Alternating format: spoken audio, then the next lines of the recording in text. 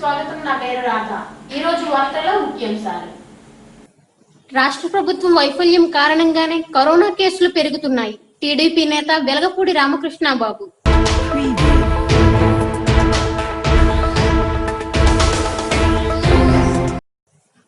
వైజాగ్ జర్నలిస్టుల ఫోరం ఆధ్వర్యంలో bank of Baroda సౌజన్యంతో జర్నలిస్టులకు శానిటైజర్లు, మాస్కులు పంపిణీ.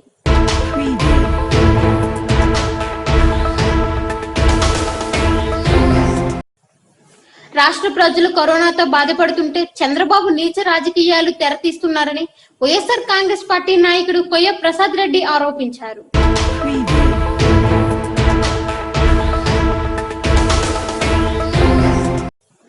చంద్రబాబు నాయుడు రాజధాని ఏర్పాటు విషయంలో శివరామకృష్ణన్ కమిటీ సూచనలు ఎందుకు పాటించలేదు?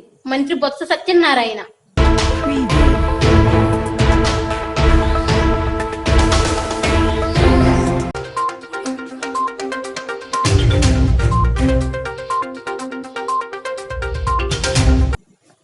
రాష్ట్ర ప్రభుత్వం వైఫల్యం కారణంగానే కరోనా కేసులు రోజు రోజుకి పెరిగిపోతున్నాయని టీడీపీ నేత శాసనసభ్యులు వెలగపూడి రామకృష్ణబాబు ఆరోపించారు. నగరంలోని టీడీపీ కార్యాలయంలో జరిగిన మీడియా సమావేశంలో ఆయన మాట్లాడుతూ ప్రభుత్వ వైఫల్యాన్ని ఎండగట్టారు.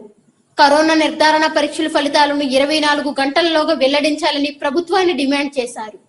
కరోనా మహమ్మారి నుండి కోలుకున్న రోగి కుటుంబాలకు 50,000 రూపాయలు, ఎవరైనా మృతి చెందితే ఆ కుటుంబానికి 5 లక్షల రూపాయలు ఆర్థిక సహాయాన్ని ప్రభుత్వం అందించాలని డిమాండ్ చేశారు.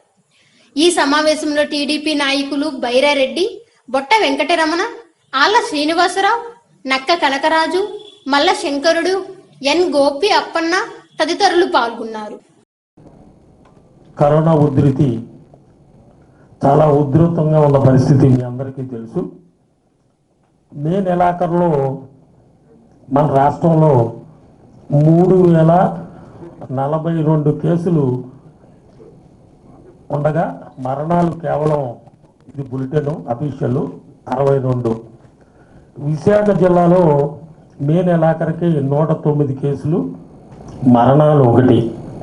జూన్ నెలలో రాష్ట్రంలో 12,202, మరణాలు 187 రాష్ట్రంలో. మన జిల్లాలో 542 కేసులు, 3 మరణాలు. ఈరోజు ఇప్పటి వరకు రాష్ట్రంలో సుమారు 49,650 కరోనా పాజిటివ్ కేసులు వచ్చినాయి, మరణాలు 642. మన విశాఖ జిల్లాలో సుమారుగా 2,934 పాజిటివ్ కేసులు, 51 డెత్లు వచ్చిన విషయం మనందరికీ తెలుసు. నాకు తెలిసి దీనికి ముఖ్య కారణం టెస్ట్ చేసిన తర్వాత రిజల్ట్ 5-6 రోజులకు రావటం వలన ఈ మరణాల సంఖ్య ఎక్కువగా ఉండడానికి దీని రిజల్టే మేజర్ కారణం. ఎందువల్లంటే మన జిల్లాలో 2,700, 2,800 కేసులు ఇంకా టెస్ట్ చేసి రిజల్ట్ రావాల్సి ఉంది. అందులో అబౌవ్ 60 ఇయర్స్ వాళ్ళు ఉంటారు, గర్భిణీలు ఉంటారు, అదర్ కాంప్లికేషన్స్ ఉన్న వాళ్ళు కూడా ఉంటారు. వాళ్ళందరికీ మనం 5-6 రోజుల వరకు కరోనా పాజిటివ్ వచ్చిందా నెగిటివ్ వచ్చిందని చెప్పకపోతే వీళ్ళు ప్రజల్లో తిరిగి ఈ కరోనా వ్యాప్తి చెందటం, అదర్ కాంప్లికేషన్స్ ఉండటం వలన రిజల్ట్ లేట్ అవ్వటం వల్ల ప్రధాన కారణం ఈ మరణాలు జరుగుతున్నాయని నేను మీకు తెలియజేస్తున్నాను. నేను గతంలో కూడా జిల్లా యంత్రాంగానికి, ప్రభుత్వానికి కూడా చెప్పడం జరిగింది. అంతేకాకుండా పాజిటివ్ వచ్చిన తర్వాత వివిధ హాస్పిటల్కి అలాట్మెంట్ జరిగి వాళ్ళని తీసుకెళ్ళటానికి సుమారు 30 గంటలు పట్టే పరిస్థితి. ఆ పేషెంట్ల పరిస్థితి ఏంటి? అంబులెన్సుల కొరత. అక్కడ ముఖ్యమంత్రి జగన్మోహన్ రెడ్డి గారేమో కుయ్యి అంటాడు, ఆ అంబులెన్సులు మన జిల్లాకు వచ్చేసరికి అయ్యి కుయ్యో మొర్రో అనే పరిస్థితి. నేను ఒకటే చెప్తున్నాను, టెస్టులు చేసిన వెంటనే 1 డేలో రిజల్ట్ వచ్చినట్లయితే ఈ మరణాల సంఖ్యని అరికట్టవచ్చు, కరోనా పాజిటివ్ సంఖ్యల్ని అరికట్టవచ్చు. మనకు గ్రామ సచివాలయ వ్యవస్థ ఉందంటున్నారు, బ్రహ్మాండమైన వాలంటీర్ వ్యవస్థ ఉందంటున్నారు. మీరు టెస్టులు ఎవరికి చేస్తున్నారండి? ఇవాళ ఈఎన్టీ హాస్పిటల్ దగ్గర సంజీవని వెహికల్ పెట్టారు. సుమారు 500 మంది ఉన్నారు అక్కడ ఉదయం 5 గంటల నుంచి. ఎవరిప్పుడు అనుమానం ఉండోళ్ళు, గర్భిణీ స్త్రీలో, అటువంటి సీరియస్ లక్షణాలు ఉన్న వాళ్ళకి గ్రామ వాలంటీర్ వ్యవస్థ ద్వారా ఐడెంటిఫై చేసి టెస్టులు చేయించినట్లయితే ఈ కరోనా వైరస్ ప్రబలకుండా ఉంటుంది, ఈ మరణాల సంఖ్య కూడా తగ్గుముఖం పడుతుంది. ఇప్పుడు నిన్న జీవీఎంసీ కమిషనర్ గారు స్టేట్మెంట్ ఇచ్చారు. కోవిడ్ లక్షణాలు ఉన్నవారు, గర్భిణీలు, వ్యాధులు ఉన్నవారు, వృద్ధులు లాంటి ఐరిస్ గ్రూప్ వాళ్ళకి మాత్రమే వైరస్ నిర్ధారణ పరీక్షలు చేస్తున్నామన్నారు. మీరు వెళ్ళి ఇప్పుడు చూడండి, ఈఎన్టీ హాస్పిటల్ దగ్గర అందరూ ఉన్నారు. ఇప్పుడు గ్రామ సచివాలయానికి అప్పచెప్పానన్నారు. ఇది వాలంటీర్లు, వాళ్ళకి మాస్కులను పీపీ కిట్లు ఇవ్వకపోతే ఇంటింటికి తిరిగి వాళ్ళు చేసే పరిస్థితి లేదు. ఆశా వర్కర్లు ఉన్నారు. మేడం గారు ఈ స్టేట్మెంట్ ఇచ్చారు. నిజమే, నిజంగా అటువంటి వాళ్ళకే చేయాలి, కానీ ఫీల్డ్లో అది జరగట్లేదు. అంతేకాకుండా కోవిడ్ కిట్లు చాలా విలువైనవి. పరీక్షల కోసమే ప్రభుత్వం రోజుకి 5 కోట్లు ఖర్చు పెడుతుంది. ఎంత హాస్యాస్పదంగా ఉందండి ఇది. రోజుకి మన జిల్లాలో 5 కోట్లు ఖర్చు పెడుతున్నారా? భోజనానికి 500 రూపాయలు ఖర్చు పెట్టమంటే 200 రూపాయలు కూడా ఖర్చు పెడతలా. ఈ రోజు వరకు కూడా ఈ పేషెంట్లకి ఎక్కడైనా సరైన భోజన సదుపాయం ఉందా? మన ప్రభుత్వం చెప్పిన డ్రై ఫ్రూట్స్ ఇవన్నీ ఎక్కడన్నా ఉన్నాయా? డ్రై ఫ్రూట్స్ మాట దేవుడు ఎరుగు. కనీసం కొన్ని హాస్పిటల్లో కోడిగుడ్లు కూడా ఇవ్వని పరిస్థితి. ఇక్కడ చూస్తే ఇలా ఉంది. పాజిటివ్ కేసులు, ఇతర కీలక సమాచారం ప్రజలకు అందుబాటులో ఉండేలా కోవిడ్ మేనేజ్మెంట్ సిస్టమ్ పేరుతో ప్రత్యేక వెబ్సైట్ తయారు చేస్తున్న త్వరలో ప్రారంభిస్తారట. ఇక్కడ ఒక పక్కన కరోనాతో జిల్లా అతలాకుతలం అయిపోతే ఇంకేదో సిస్టమ్ ఏర్పాటు చేస్తారట, త్వరలో ప్రారంభిస్తారట. అంతేకాకుండా ఈ గ్రామ సచివాలయాల్లో వాళ్ళకి బాధ్యతలు అప్పచెప్పామని గత 4 రోజుల క్రితం మన సాక్షి పేపర్లో వచ్చింది. ఇప్పుడు వాళ్ళకి పాజిటివ్ కేసు గుర్తించిన తర్వాత చేపట్టబోయే చర్యలు ఇక ముందు వార్డు సచివాలయాల ద్వారా నిర్వహించేలా వార్డు సెక్రటరీకి శిక్షణ అందించాలని సూచించారంట. ఎప్పుడు శిక్షణ అందిస్తారండి? ఎప్పుడు మొదలు పెడతారు ఈ ప్రక్రియ? మళ్ళీ అంతేకాకుండా మొన్న వైద్య ఆరోగ్య శాఖ మన ప్రిన్సిపల్ సెక్రటరీ జవహర్ రెడ్డి గారు కార్యాలయాల్లో, రోడ్ల మీద ఎక్కడైనా, అసలు మన జిల్లాలో రాష్ట్రం మొత్తం మీద ఇంటికి 3 మాస్కులు ప్రతి మనిషికి పంచమన్నారు. అసలు మాస్కులే పంచలేదు.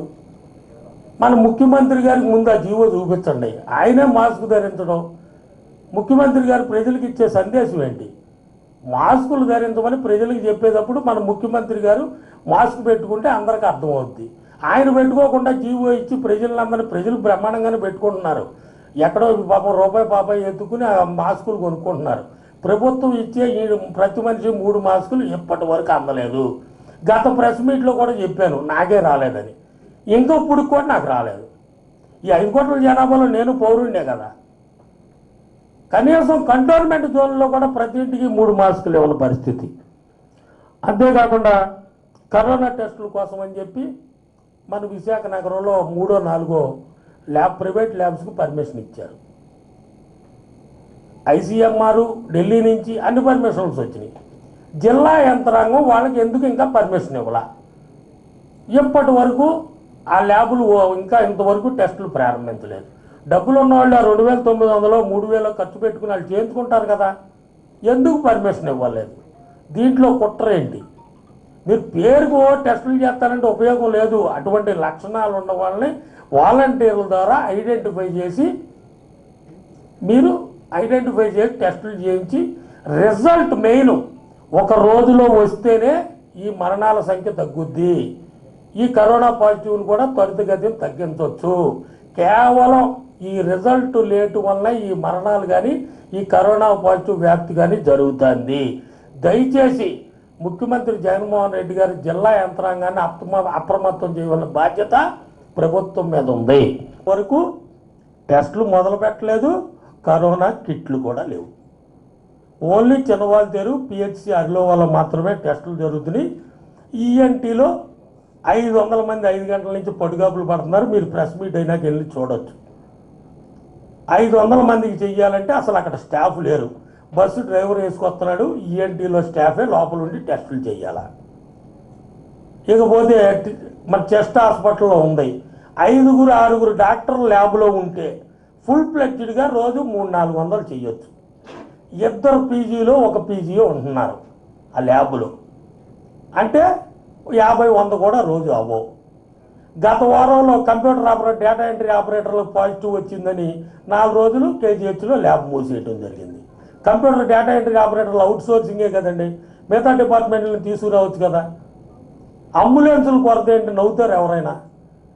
ఇన్ని ఫ్యాక్టరీలు ఉన్నాయి, ఇన్ని కంపెనీలు ఉన్నాయి, విశాఖపట్నంలో కలెక్టర్ గారు బిల్ సిఎస్ఆర్ మీద ఇవ్వమంటే ఎవరండి అంబులెన్సులు? హాస్పిటల్కి తీసుకెళ్ళడానికి అంబులెన్స్ 30 గంటలు అంటే ఇంకా పాజిటివ్ వచ్చిన పేషెంట్ పరిస్థితి ఏంటి? అంతేకాకుండా ఇంటికి దగ్గరికి తీసుకెళ్ళి ఎక్కిట్లేదు, రోడ్డు మీదకి తీసుకొచ్చి పీపీఈ కిట్ వేసి రోడ్డు మీద తీసుకెళ్తున్నారు. అన్ని చాలా పేపర్లో మీడియాలో వచ్చినాయి, మీ అందరికీ తెలుసు. అంతేకాకుండా ఇప్పుడు మనకి వీరికి సక్రమంగా అంత్యక్రియలు చేయడం కోసం చావుల మాత్రం శ్మశాన వాటికి తప్పితే వేరేది లేదు. మన హైదరాబాదులో సపరేట్గా 15 ఎకరాలు 25 ఎకరాలు ఊరి చివర ఈ కరోనా పేషెంట్స్ అంత్యక్రియల కోసం సపరేట్గా బరియల్ గ్రౌండ్స్ ఏర్పాటు చేయడం జరిగింది. మన విశాఖ నగరంలో కూడా ఈ బరియల్ గ్రౌండ్స్ ఊరికి దూరంగా ఒక 10 ఎకరాలు 20 ఎకరాలు ఈ కరోనా పాజిటివ్ కేసుల అంత్యక్రియల కోసం ఇమీడియట్గా ఐడెంటిఫై చేసి శ్మశాన వాటికలను ఏర్పాటు చేయవలసిన అవసరం ఉంది. దయచేసి మనందరికీ తెలుసు, ఏషియాలో బిగ్గెస్ట్ స్లమ్ ముంబైలో ధారావి. అక్కడ కంట్రోల్ అయినప్పుడు దాన్ని కేస్ స్టడీ కింద తీసుకుని మనం తెలుసుకుని అలా చేస్తే కంట్రోల్ అవుతుంది కదా. ప్రభుత్వ యంత్రాంగం అప్రమత్తం చేయవలసిన బాధ్యత ప్రభుత్వం మీద ఉంది. మన జిల్లా యంత్రాంగం కరోనా విషయంలో చాలా అలసత్వం నిర్లక్ష్యంగా ఉందని మీ ద్వారా తెలియజేసుకుంటున్నాను.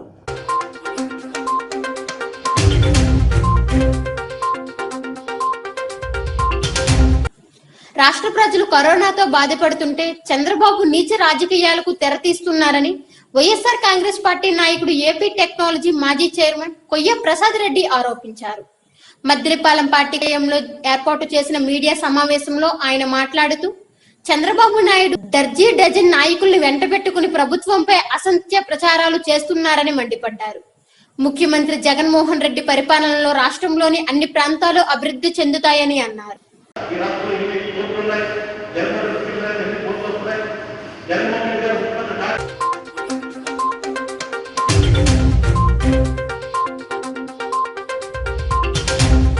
వైజాగ్ జర్నలిస్టుల ఫోరం ఆధ్వర్యంలో బ్యాంక్ ఆఫ్ బరోడా సౌజన్యంతో జర్నలిస్టులకు శానిటైజర్లు, మాస్కులు పంపిణీ చేశారు. ఈ కార్యక్రమానికి ముఖ్య అతిథిగా Visakha MP MVV Satyanarayana, AP EPDCL director B Ramesh Prasad, bank of Baroda RM Shailendra Singh హాజరై జర్నలిస్టులకు మాస్కులు పంపిణీ చేశారు. ఈ సందర్భంగా ఎంవివి సత్యనారాయణ మాట్లాడుతూ కరోనా మహమ్మారి నియంత్రించేందుకు జర్నలిస్టులకు విశేష సేవలందిస్తున్నారు. జర్నలిస్టుల సంక్షేమం కోసం నిరంతరం కృషి చేస్తున్న వైజాగ్ జర్నలిస్టుల ఫోరంకు ప్రత్యేక అభినందనలు తెలిపారు. ఈ సమావేశంలో విజేఎఫ్ ఉపాధ్యక్షులు R Nagaraju, Patnaik, T Nanaji, joint secretary Dadi Ravikumar, Varalakshmi, Shekhar, మంత్రి డేవిడ్, గయాజ్ తదితరులు పాల్గొన్నారు.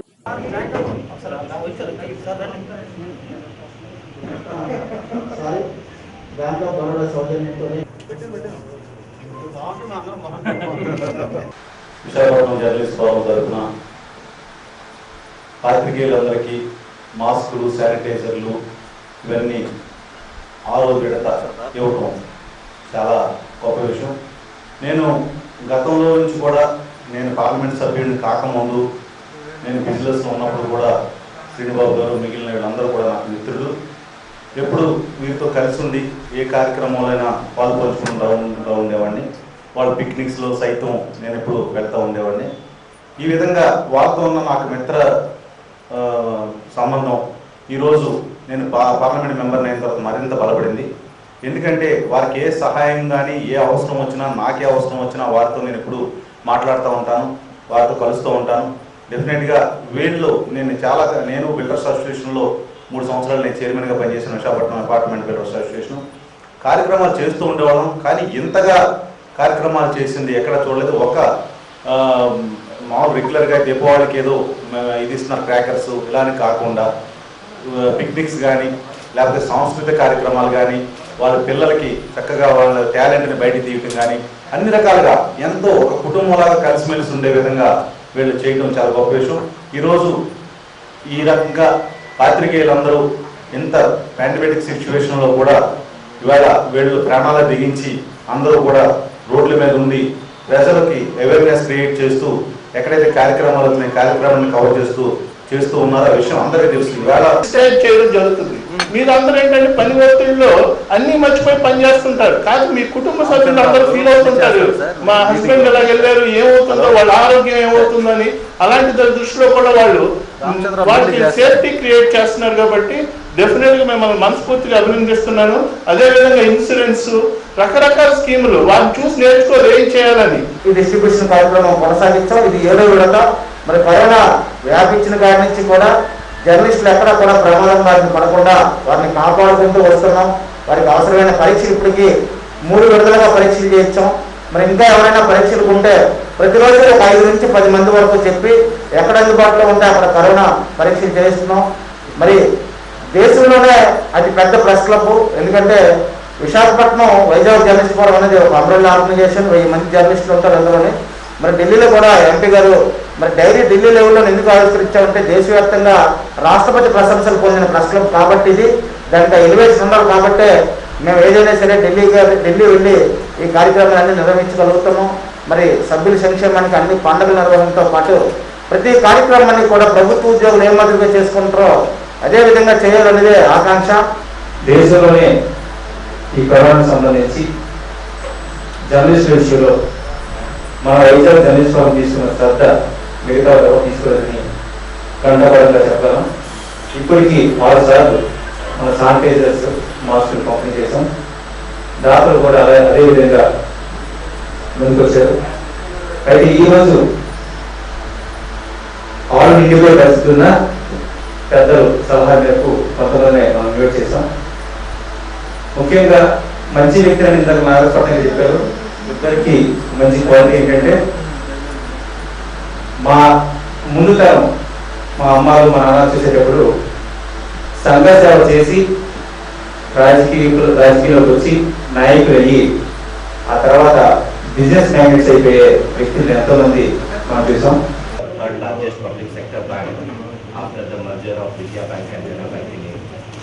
And tomorrow, 20th of July, we are going to celebrate our 120th Foundation Day. The foundation was led down by Maharaj Sri Shayaji Rao Gaikwad III in Baroda in 1908 on 20th July. So every year we celebrate Foundation Day on the 20th July. And we do some CSR activity, although we do all throughout our year. But being a special occasion, we celebrate in a befitting manner. Due to COVID and Corona, there are guidelines, so we are not gathering any crowd for CSR purpose. But even then, we have given 5 Corona warriors appreciation. One doctor.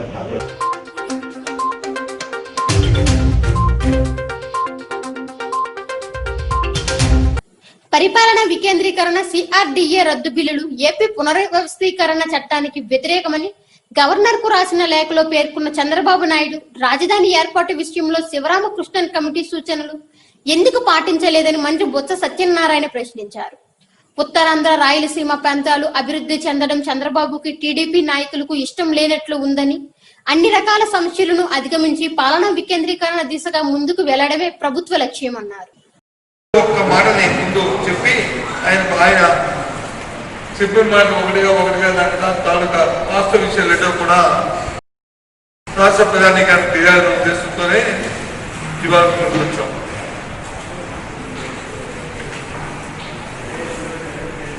వాస్తవంగా ఈ రాష్ట్రంలో జగన్మోహన్ రెడ్డి గారు ముఖ్యమంత్రిగా ప్రమాణ స్వీకారం చేసిన తర్వాత ప్రమాణ స్వీకారం చేయకముందు ఏవైతే మాటలు చెప్పారో, ఏవైతే రాష్ట్ర ప్రధానికి ఏ హామీ అయితే ఇచ్చారో ఆ హామీలు ఆ కార్యక్రమాన్ని ఆయన పాదయాత్రలో చూసిన వాస్తవంగా ఆయన చూసిన కలగబడుతున్న ఇబ్బందుల్ని వాటన్నింటినీ కూడా అడ్రస్ చేస్తూ ఆయన హామీ ఇచ్చారు. ఆ హామీకి అనుగుణంగానే ఆయన ముఖ్యమంత్రిగా ప్రమాణ స్వీకారం చేసిన తర్వాత మొదటి శాసనసభలోనే దానికి అనుకున్న కార్యక్రమంగా చేసుకొస్తున్న అవతారాన్ని కానీ లేదా బలహీన వర్గాలకి మా అందరికీ కూడా క్యాబినెట్ లో సంసద్ స్థానం ఇవ్వడం కానీ లేదు తదుపరి తీసుకున్న నిర్ణయాలు ఏ ఒక్కరైనా తీసుకున్నా ఎన్నికల ముందు చెప్పిన మాట ప్రకారమే ఒక్కొక్క కార్యక్రమం చేసుకొస్తున్నారు. అందులో బాగా ఒక మాట చెప్పారు. ఆ రోజు ఏం చెప్పారు? ప్రజలకు ముంగిట్లో పరిపాలన తీసుకొస్తాను, నా తాలూకా విధానం, సిద్ధాంతం, నా విధానం, ఆ ప్రకారం నేను ప్రభుత్వాన్ని ముందుకు తీసుకెళ్తానని చెప్పారు. రాష్ట్రంలో ఉన్న 13 జిల్లాలని 13 పార్లమెంటుకో నియోజకవర్గం తప్పున 20 జిల్లాలుగా ఇంకా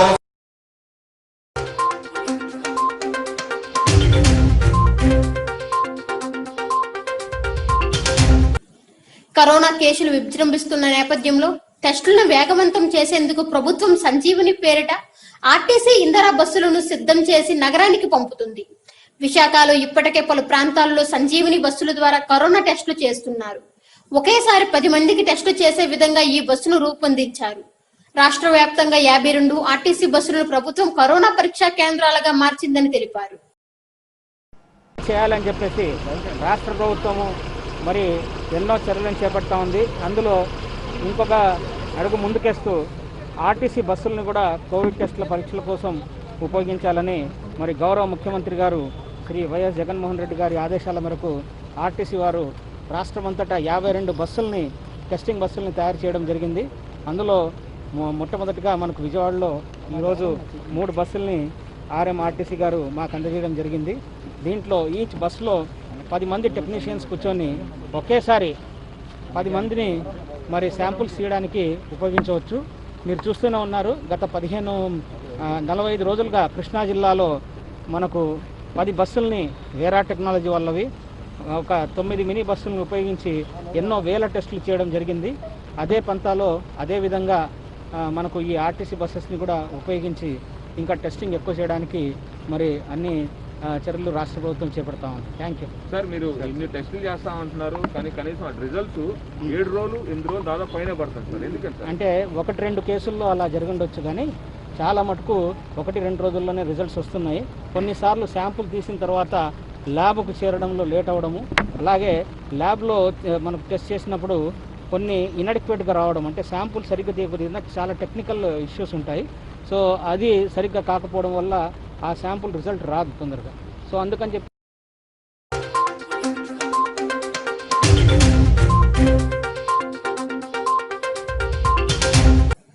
రాష్ట్ర ప్రభుత్వం వైఫల్యం కారణంగానే కరోనా కేసులు పెరుగుతున్నాయి. టీడీపీ నేత వెలగపూడి రామకృష్ణబాబు.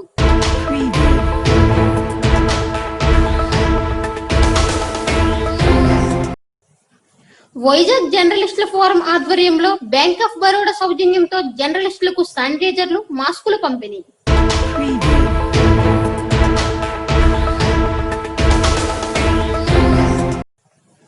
రాష్ట్ర ప్రజలు కరోనాతో బాధపడుతుంటే చంద్రబాబు నీచ రాజకీయాలు తెరతీస్తున్నారని వైఎస్ఆర్ కాంగ్రెస్ పార్టీ నాయకుడు కొయ్య ప్రసాద్ రెడ్డి ఆరోపించారు.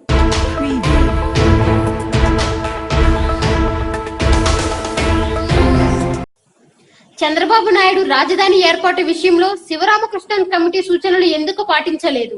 మంత్రి బొత్స సత్యనారాయణ.